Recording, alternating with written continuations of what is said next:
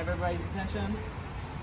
All right, so today we are going to be doing a tour of Ashland Park.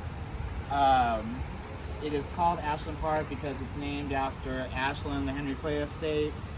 Can anybody tell me about what you read about? What time period did you read in? Victorian was last time. What did you read about for this time? Eclectic, which is what time period? Like the late 19th century. Early 20th century. So most of this would have been 1890s, 1900s, 19-teens, 1920s, 1930s, 1940s, all the way up to World War II. Is that what everybody else read? Did you get my message on GroupMe about the reading? All right. How many of you got into it and you decided it was too much reading and you just couldn't? Be honest. Thank you for being honest. Anybody else? Okay, so I've got two people. So I guess that the rest of you are going to read, huh? You're going to tell me all about this early 20th century architecture, suburban architecture, right? You know all the styles, right? You know everything. Because you did the reading in what, like 2 days? What was it, like 150 pages or something like that? Quite a bit? Alright, so I'm going to lean on you then. Okay, what are the styles? Good. Colonial Revival. So what's Colonial Revival? Good question. Somebody else, help her. You guys did the readings. Come on, tell me. It has like the porch, like the overhang thing. Okay. That sticks out. Okay. Sometimes they do. Sometimes they have a portico, right? What do they look like? Older colonial era houses. Okay, so kind of like a federal house. So we're going to see quite a few of those here today. They were very popular in Lexington. Any other styles that you read about? Things that stuck out? Pueblo Revival. Pueblo Revival. What else? Neoclassical. Beaux Arts, neoclassical. Townhouse would be a type or a form. We're going to see some apartments, no townhouses today. Anybody else? Spanish Revival. Spanish Colonial Revival. Okay. Georgian Revival goes along with Colonial Revival. Mission. Right. So we have Pueblo Revival. Tudor Revival. Anybody else? Italian Renaissance. All right, so let's go ahead. We're going to go take a walking tour. We're going to see a few of those. Some of them were not as popular in Lexington. Lexington tended to be pretty conservative about its styles during this time period and its revivals. But we are going to be seeing quite a few colonial revivals. We're going to see some Tudor revivals. How many of you guys read about bungalows and American foursquares? Prairie, Craftsman, any of this? A little bit? You read it or you didn't read it? I read it all during the summer. You read it in the summer, okay. What's that? I like skimmed it. You skimmed it. Okay, so hopefully we can kind of reinforce it. For those of you in the video, do the readings. Even if you need to shut this off, turn it off, do the readings, then revisit so that we can refresh your memory. Okay, let's go on the walk. All right. How would you categorize the house behind me? Colonial. Colonial Revival, why? What do you mean by different? Let's use describing terms, descriptive terms. The gabled roof is and the symmetry of the entirety of it and the fanlight window. Okay. So it's got the fanlight window. The arched Symmetrical. doorway. What's that? The arched doorway. That's a fanlight window. That piece that's above it that looks like you could like whip it out and fan yourself. Yeah, but That's- just like the arch, isn't that like having like that part of like having it out? Isn't that colonial? Yes, yes. And then you also are going to notice that it's recessed. So the arch that goes along with the fanlight is a little bit different than the arch that is on the recessed part of the door. Anybody else? What else do you notice about it? it remind you of anything that we looked at earlier? Federal. Kind of makes you think of Federal. How so? It's got that very symmetrical, flat brick. Kind of looks a little plain, but it's got that very symmetrical look to it. Okay. What's different about it? The windows. What's different about the windows? I don't think they're wood lined. They're what? I don't think they're wood lined. They're more modern. Okay. I'd say that they're wood, and I wouldn't say that they're modern, but they are 20th century. They're the stacked kind. Double hung? Yes. Okay. So the ones that we looked at were double hung. These ones, Wider. they're wider. So these look like windows that might be found in a bungalow or even an American Foursquare. So they're wider. What else do you notice that's different? I see something that's glaringly different on this property. There's a Standing garage. on the, what's that? There's a garage. There's a garage. Why might there be a garage on this house and not a garage in Gratz Park? Yes. So this is a 20th century house, early 20th century house. So they would have had cars by this time. Gratz Park would have been before cars. What do you notice about anything else that you notice that's different about this one? Okay. It doesn't have the Flemish bond brick. So the bond is more like a common bond or a running bond. So it's probably a brick veneer as opposed to a solid brick house. It doesn't have like the concrete foundation or the stone foundation. It's just brick all the way down. Okay. What about the bays? Bays. You guys know what the bays are? It has to be with them, yeah.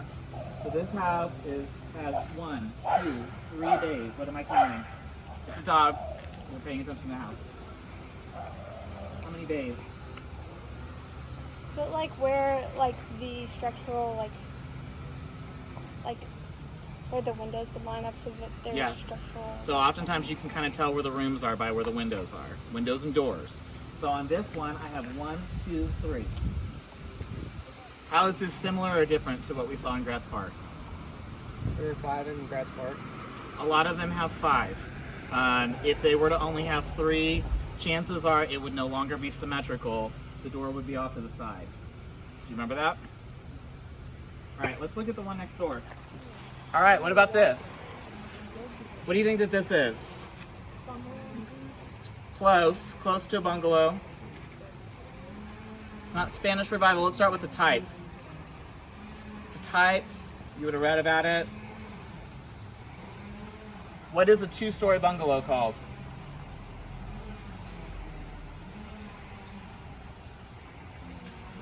You guys all read about it. The only person who's talking right now is the person who honestly admitted that it wasn't read. Hi, we're doing a walking tour of Ashland Park, so we'll be moving along pretty quickly. All right, great. It's nice to see you. We're admiring your home. So what else do you notice about it?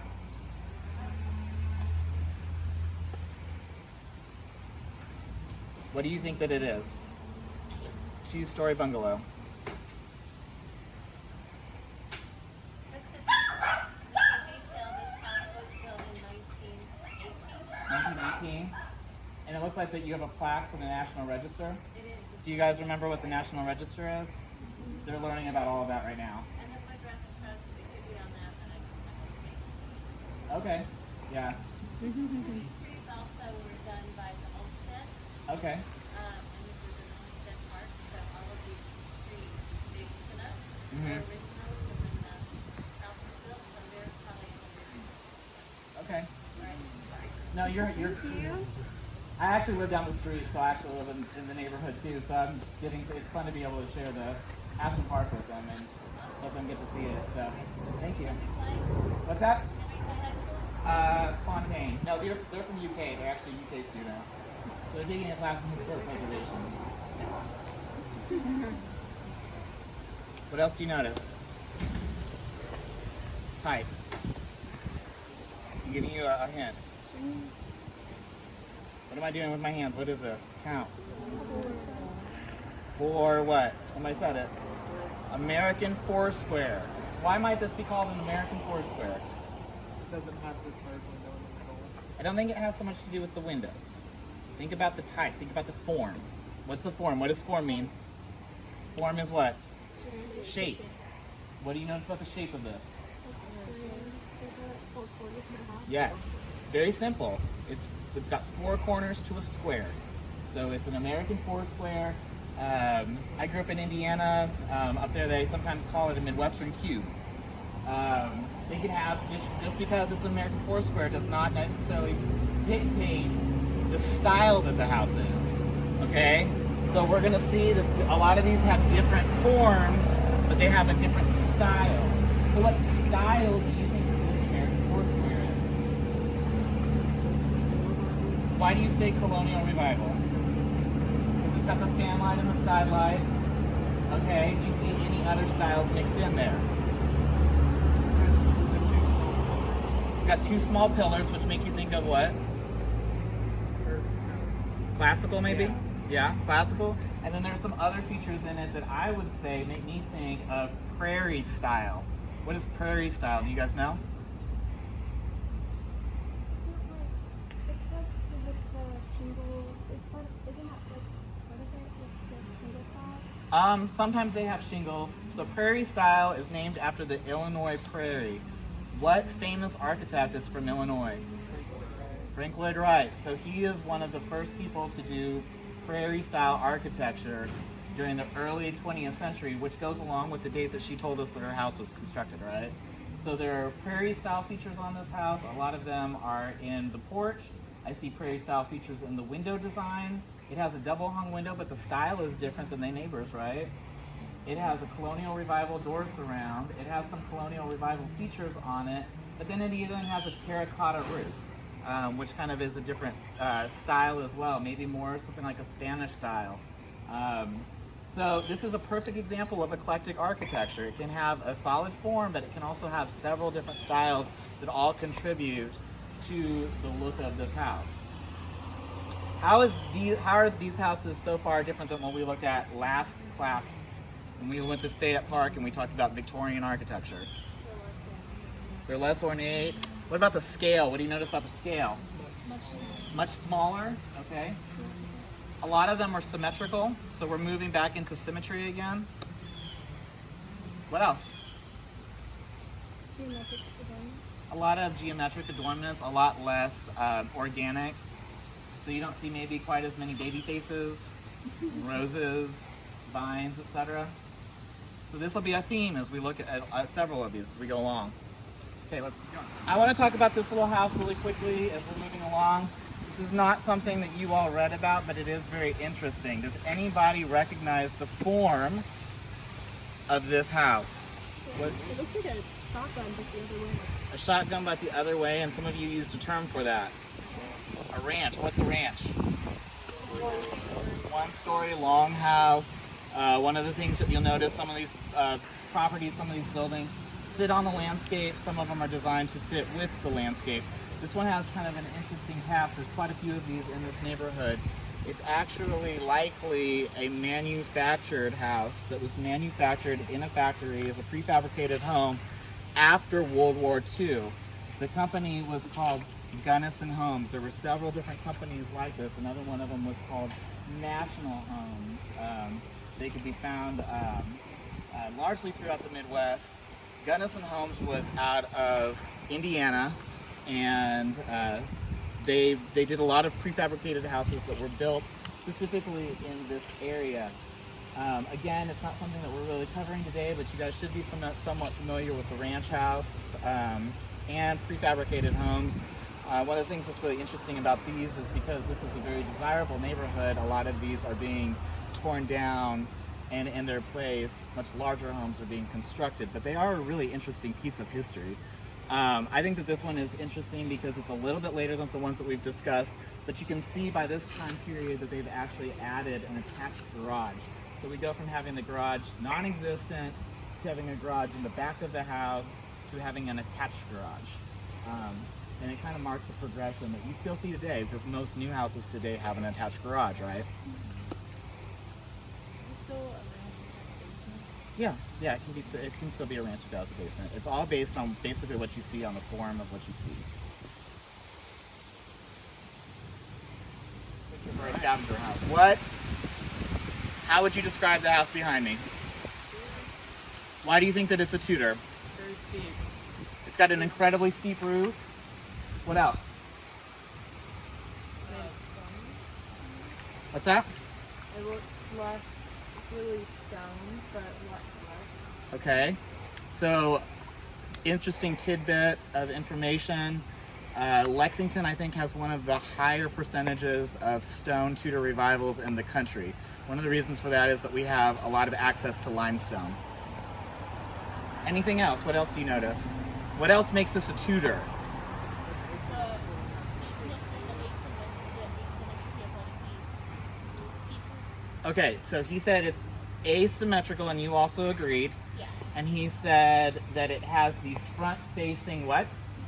Gables. So the roof pieces that you're talking about, these triangles that are pointing out at us, this is called a gable. Okay? So this house across the street that we looked at has gables on the ends. It's a gable end ranch. The house next door has no gables because the house next door has a hipped roof, kind of like a pyramidal roof. This house has hipped pieces of it, but it has front-facing gables. So the gables are these triangular walls that are at the ends, and it's basically where the roof cuts off, and then where you get that triangle. It's called a gable. All right, we're going to be seeing quite a few different examples of Tudors, but this one is interesting because it has the porte cochere on the side that makes it easy for you to be able to pull an automobile up to the side of the house, and you can unload groceries or luggage or whatever it is that you need to into the house. We saw some the other day that were kind of disconnected from the house and off to the side. Yeah. Yeah, it is. It is. They're not always this distinct, but this is kind of a reward for those of you who showed up for the tour today. You should be able to get quite a few features for your scavenger hunt. All right, what do you notice about 1600? It's got bay windows. What's that? Why didn't I see you? This one right here behind me. Is it asymmetrical? It doesn't have perfect, I'd say it doesn't have perfect symmetry, but there are a few, it's kind of got, overall it's a symmetrical, balanced house. Originally it was more symmetrical because that looks like an addition. Let's not focus so much on what's original and what's not original, because we'd have to do a lot of research on that. So that would be something that you would do in archival research. And after kind of getting used to looking at a lot of buildings, I would guess that this probably was built to look like it may have had additions put onto it. What do you think that the style is? Colonial Revival. I don't know if you read about this, but this one is specifically known as a garrison colonial. What makes it a garrison colonial is that the second floor actually extends over the first floor. It's a style that you see a lot in northern states. You're not going to see a lot of them in Kentucky, but this is an example, so while we're walking by it, I wanted to make sure that we got to check it out. What do you notice about 1617? Let's start with the form. What do you notice about the form? It's asymmetrical. Do you think that it is from Gothic influence or classical influence? What style do you think that this is? Why do you think Tudor? You guys sound so excited, I can't even. So why do you think it's Tudor? What makes it a Tudor? High-pitched roof, exposed wood. High-pitched roof, you said exposed wood. What is that called? Half-timber. Half timbering. This is actually faux half timbering. So do you guys know what real half timbering would be? Is it like a log? It's large pieces of timber that would be assembled together basically as the framing or skeletal system of a building.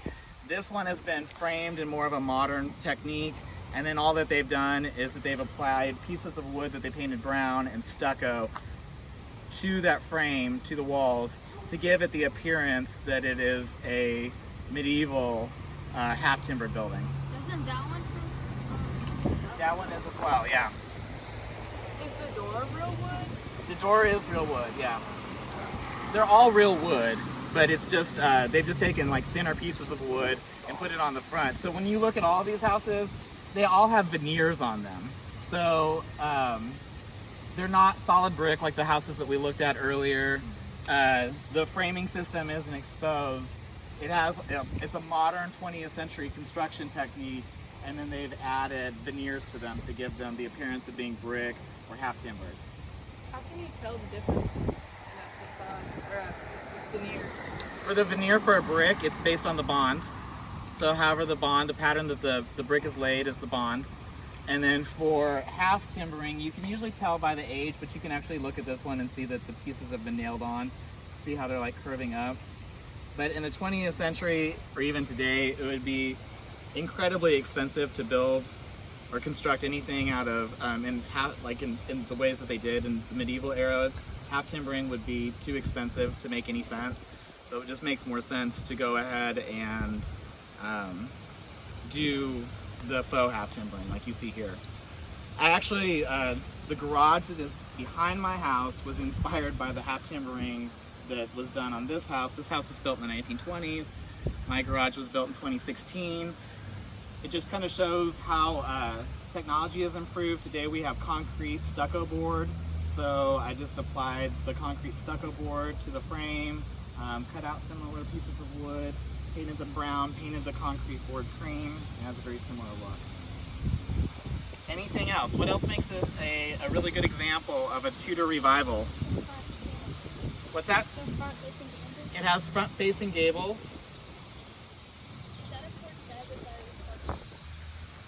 Yes. Well, this one I think is just a porch, but it looks similar to a porte-cochere. Yes. It may have been at one time. They've closed it off. I'd have to look at early pictures of the house. So that arch looks like a Gothic arch. Whenever you take a Gothic arch and you actually flatten it, it's called a Tudor arch or Tudoresque arch. So a flattened Gothic arch is a Tudor arch. There's something else that I noticed that's different about this house, and it's very different on this house than most houses in Lexington. What else is it? The design around the door is probably carved limestone. That is different, and that is something that is very common in Tudor Revival homes, especially an upper end. The windows. What about the windows? They open out. They're casement windows. So in Lexington, most windows, when you look around this neighborhood, if you look around campus, you're going to notice that most of them are double hung windows. Casement windows are more like a glass door that opens in and out. Again, this is very much a regional thing. In my hometown, casement windows are very common, and probably because we had more severe weather. But in Lexington, this double hung window is very common, and there are also a lot of Tudor revivals that have double hung windows. But this is a very, very good example, and because of that, it has these casement windows. And you can actually see like a diamond pane leaded glass window at the top of that front-facing gable that is also very much a trademark of Tudor Revival houses.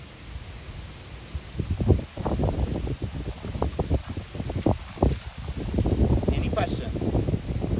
You guys kind of thinking about styles for your presentations? Good. All right, so we're going to be moving on from Ashland Park into Chevy Chase. Same area, homes were built around the same time period, but they are smaller in scale. So we're going to be talking about that. We'll start with this house behind you. What do you think of this one? What does this make you think of? Colonial, why? So it's got the side gabled roof. It's symmetrical. What else? So it has the fan light and the side lights. symmetrical. What's different about it than the other colonial revivals that you looked at? The 3 dormers up top. It's got the dormers and what else? The design. The roof is very steep. What else? What do you notice about the scale? It's a lot smaller. It's a lot smaller. Do you guys know what this one is called? A 2 square. What's that? A 2 square. It's a good guess. A Cape Cod. So a smaller story and a half colonial revival is generally called a Cape Cod. There are exceptions. When I was in Virginia, there were homes that looked a lot like this, or even the one across the street, and I referred to them as Cape Cod, and they said, oh no, that is a Virginia story and a half. So it kind of depends on where you're at, but generally speaking, a 1.5 story colonial revival is a Cape Cod. We're going to see a lot of those today. Very common here, and also very common in Louisville. The house across the street with the white shutters. What is that? We just looked at. No. Does that look like this? Do they look like the same? No. Foursquare. Why is it Foursquare? It's square. This one is probably like a prairie style American Foursquare. Very good example. What about this one? What do you think that this is? This is a neoclassical. Why is it neoclassical? What do you notice about the form? Let's start with the form. Symmetrical. It's symmetrical. Okay, what else? What else makes it neoclassical? It has a double height porch. That's huge. Somebody else said something about the porch. It has columns that are classically inspired. What else? It has the pediment. Do you notice that it has a lot of federal features? What about it looks federal to you? The columns, what else? The fanlight window, the symmetry. So if you were to remove this porch on the front, you would probably have a federal looking house, right? Or a colonial revival. All right, let's keep going. These are apartments. All right, what about this one? It's symmetrical. It's symmetrical. What's different about it from the other ones we looked at? It's flat. It has a flat roof. What else? It has like interesting brickwork. Mm-hmm. It's got interesting brickwork. What else? The columns that are attached to the wall. Pilasters. They have like lots of detail on that curve. I don't know if that would be considered a pilaster. How does it compare with the others? How does it compare or contrast? The windows are higher. They're different shape.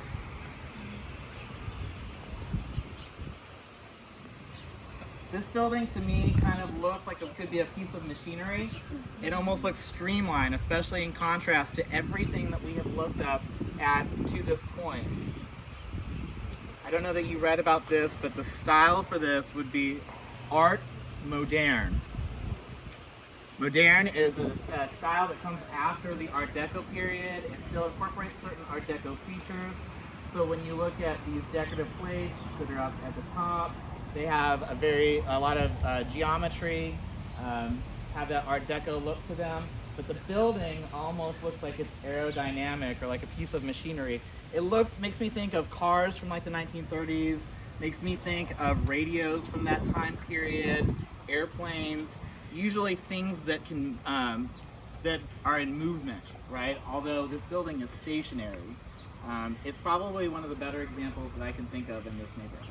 And it is an apartment building, and the buildings next to us are also apartments, so we're not only looking at houses here, we're also looking at apartments. Apartments are very fashionable in the 1920s and 1930s. It meant that you could live a life that was free of doing yard work, free of doing excessive housework. it was looked at as somewhat of a luxury to live in an apartment. There aren't a lot of early apartments in this area, but we're going to be walking by a few. And you can see that even in this time period, they're all built around the same era, but there are a lot of options as far as styles are concerned. So here you have a modern building. Here you definitely have a building that is eclectic. It has some colonial revival features. It has some classical features. It even has some Spanish colonial features. All of these are mixed in. All right, stone house with the green terracotta roof. Why do you say Tudor? Okay, high-pitched gables. They're front-facing. What else? Has a steep pitched roof. It has half timbering. What's unique about the half timbering on this house? Is it also stone? It looks like it's got little stones that are embedded into the stucco. That is an unusual feature. What else do you notice? There's a little bit of symmetry. There's kind of a balance there. So it might not have a perfect symmetry, but it is balanced. It has the casement windows. It has casement windows. Those ones look like they're metal casement windows. It's unusual because it's a stone Tudor. And it's probably one of the better examples of a stone Tudor that we're going to see today. All right, 343. Let me know. Asymmetrical. It's asymmetrical. Okay, what else? It has half timbering, Leaded glass. leaded glass. What style do you think it is? Definitely Tudor, but maybe it has a little weird mix of Spanish revival. Okay. Pueblo revival. Okay, why do you think Pueblo Revival? Because it's got like the dog on the side. Okay. What do you guys think? Gather in if you can. What do you guys think? Tudor, maybe? I'd say Tudor. She also said Tudor. What's up? It's got leaded glass casement windows, which are really common in Tudor. So this one kind of takes it a little bit further than the other Tudors that we looked at. I would even go so far to say that this is maybe even a storybook cottage. Storybooks are basically a Tudor that has been taken a little bit farther. So you can see that the half timbering has tool marks on it. The stucco is a little bit rough. It's not as smooth as maybe the other Tudors. It has like a meandering pathway to it. They both would be considered, this house and the one next door to it would both be considered an English cottage style, which is basically kind of like we talked about the Cape Cod as being a smaller version of a colonial revival. A smaller version of a Tudor would be an English cottage. And this is an excellent example. And again, I would say that this one kind of starts to lean in the direction of storybook cottage. Kind of makes you think of like Hansel and Gretel. Like you might be turned into gingerbread and eaten. Yeah. Like a gnome. Yes. It looks like an old shipyard with like the stucco and the brick. Yeah, it's got a lot of rough, rusticated texture and stuff. All right. Bungalow. Why is it a bungalow? It's got what? One story. It's one story. What's kind of the trademark of a bungalow? What do all bungalows pretty much have to have? It has to have a front porch. Doesn't have to have columns, but they do have to have a big front porch. So remember we talked about the American Foursquare. I said it was a 2-story bungalow. I'm having a hard time finding bungalows over here. If we were to cross Richmond Road, we'd be in Kenwick. There are excellent bungalows over there. But these are examples of bungalows here. Like I said, bungalows can be in different styles, but bungalow is the form. So this one on the right is a bungalow. It has some craftsman features. When you look at it, you can see that it has all of these exposed rafter tails. All of the joinery is exposed. It's craftsman style because it is celebrating the craftsmanship that went into the home by showing you all of its construction details. You have a little bit of that going on here with this front vent on the green bungalow. Again, the big features would be the one story, it sits low to the ground, and it has the large front porch. One behind me, what do you think that this is? It's also a bungalow. This is a Chicago bungalow. It's called a Chicago bungalow because it's brick and it has a hip roof. Again, when you see it, you can notice that it sits low to the ground. It has a large front porch. When you look at the columns, you can see that all of the joinery is exposed and even celebrated. Oftentimes, Chicago bungalows are more prairie. California bungalows tend to be more craftsman. All right. All right, across the road, across the street is 1410. That is a very rare example of an airplane bungalow. It's called an airplane bungalow because of that top piece above the roof that's elevated.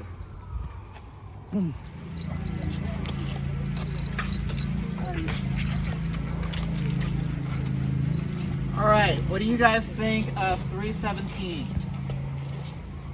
that A what? Say it loud. gambrel roof? A gambrel roof. What is a gambrel roof? Looks like a barn. What else do you know about it? It's not like a dormer because they're not separated, but like the room that extrudes out on the second floor. So that is a dormer. It's called a shed dormer. When they're long like that, it's called a shed dormer. So they're individual small dormers. That one is called a shed dormer. What else do you notice? It's got a pediment. It has a pediment above the door. Yeah. I think like shutters behind the windows to like open up. So it has interior shutters. What else do you notice? I don't remember what you called it, but where the top floor goes over the bottom floor. Like a Garrison Colonial? Yeah. I don't know if that's so much what's going on here. It could, you'd have to go inside, or if that's just the eave, like a longer eave. Which is something that you don't see a lot in most of these, and most of them have a clipped eave that like cuts off. Does it have the mullions in the bottom? Okay, so it has 6/1 double hang windows. Okay. What do you think that the style is here? What do you think we call this? What do you think the style is? Yes, just name some stuff out. You guys read all of those pages for me. I know that you did, and you sacrificed hanging out with your friends and being out in the beautiful weather, and you sat and you were studious. You sacrificed your time for me, for this class, and for 20th century architecture. So tell me, what is the style of the house behind me? What's up? Colonial Revival. The one person who admitted that they didn't read is leading the class. You guys know. Colonial Revival. Specifically, what kind of colonial? Cape Cod? It's not Cape Cod, but I can see why you think it. Because it's story. It looks like it's story and a half, right? Four-square? It's not a 4-square. Although the windows could be in a 4-square. The brick looks like it could be in a 4-square, right? What kind of colonial? Hint, they were very popular in New York. What kind of colonial? Tulips would look nice in front of it. What kind of colonial? Dutch colonial. Why is it a Dutch colonial? Because it has a gambrel roof. So it's basically like a colonial house that is wearing a gambrel roof on top. All right. So I think that I'm going to conclude everything here. Do you guys have any questions for me? Anything at all? Next class, you are going to be doing your presentations on style, for architectural form and style. Limit each one of those to 5 minutes. You are welcome to pre-record if you like. That way you can just go ahead and push play. It'll be perfect. You can edit it. If you want to bring a PowerPoint, you can. I don't have a lot of strict rules on it. I do want you to keep it to 5 minutes. And also remember that students are going to be asked questions after you present. Pick your favorite style. Make sure that you include the time period. There is no such thing as colonial style. There's no eclectic style. There is no Victorian style. There's no romantic style. Those are all time periods. So pick, within one of those, pick one subsection as your style. And you're going to explain to me, you're going to show me images of buildings that match that style, and you're going to explain to me why they match that style, what is typical of them, when were they built, etc., etc. Everything that you need to know will be on your syllabus. Anything else? All right, make sure that you email all of your questions, or send all your questions Evan's way. Please be thinking about him right now. He's actually in quarantine. He has a roommate who has been tested positive for COVID. So hopefully he'll be back with us soon, but he's not with us today. Anything else? All right, do you guys know how to get back?